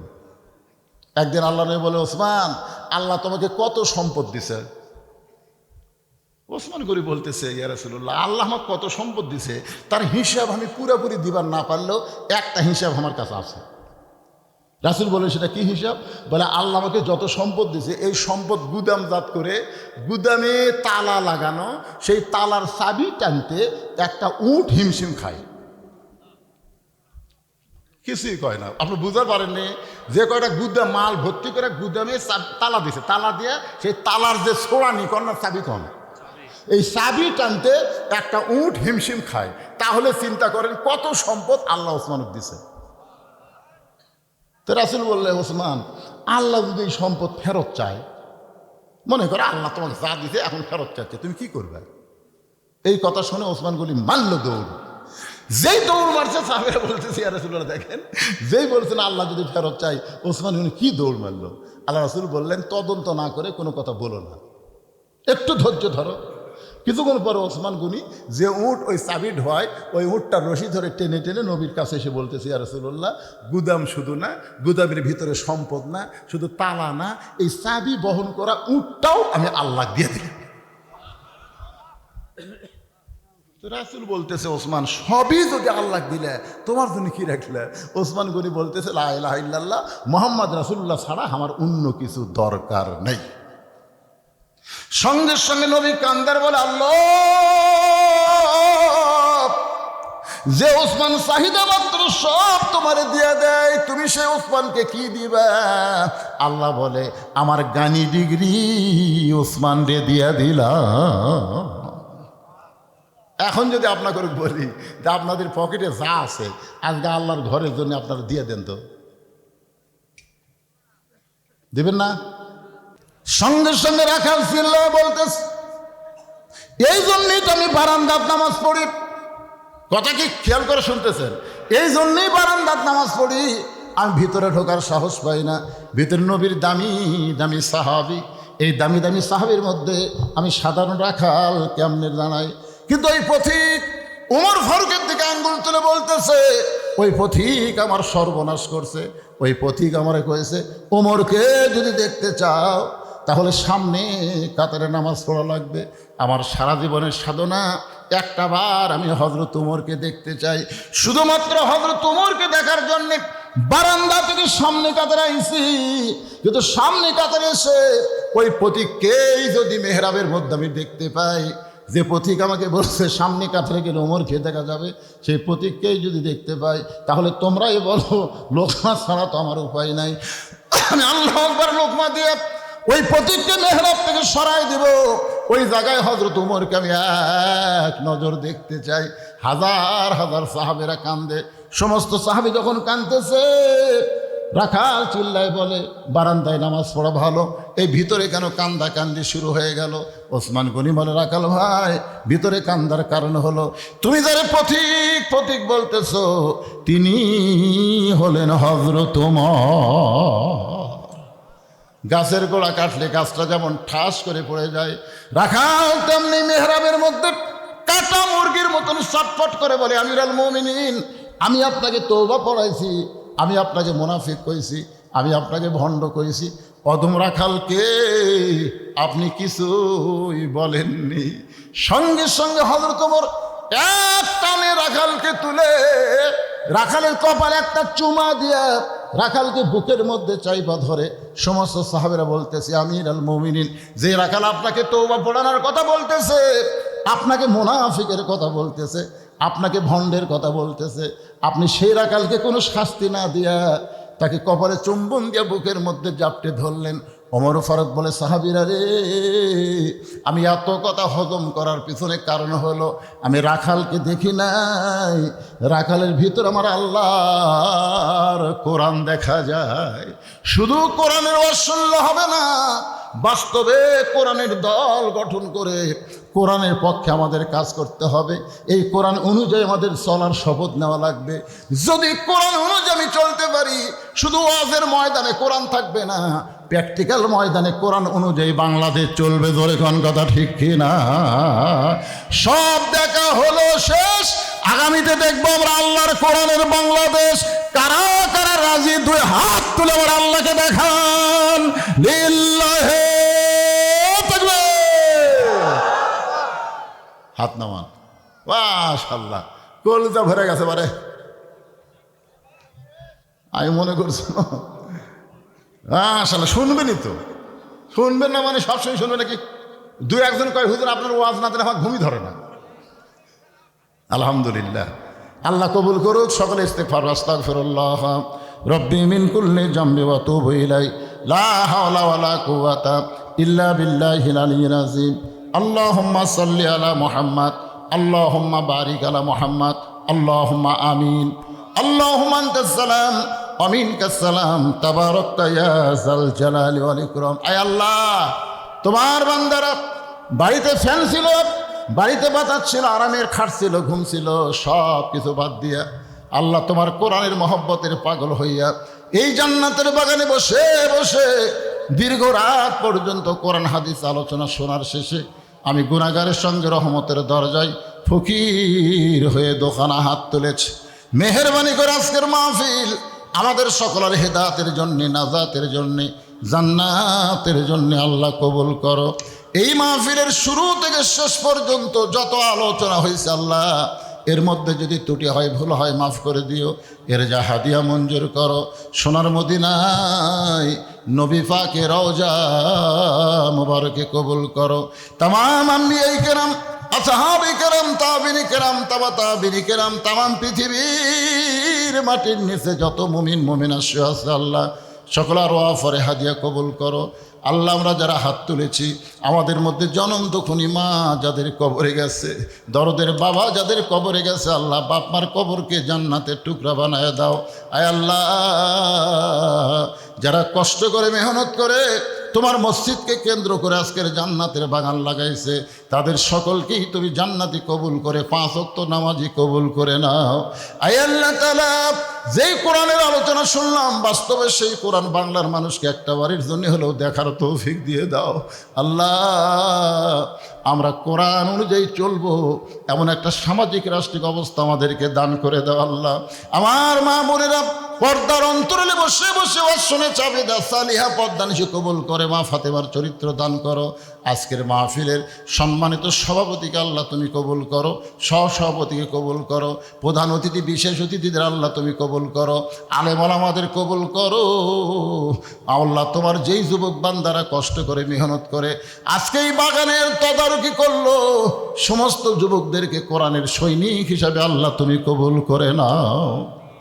আল্লাহ, ফিলিস্তিন মুসলমানকে হেফাজত করো। আল্লাহ, গাজার মুসলমানকে ধৈর্য দান করো। যারা চলে গেছে দুনিয়া থেকে শাহাদতের মর্যাদা দান করে দাও। আল্লাহ, আল্লাহ ভারতের মুসলমানকে ধৈর্য দিও। আল্লাহ, আল্লাহ পৃথিবীর সমস্ত বাতিল শক্তি থেকে মুসলমানদেরকে তুমি হেফাজত করো আল্লাহ।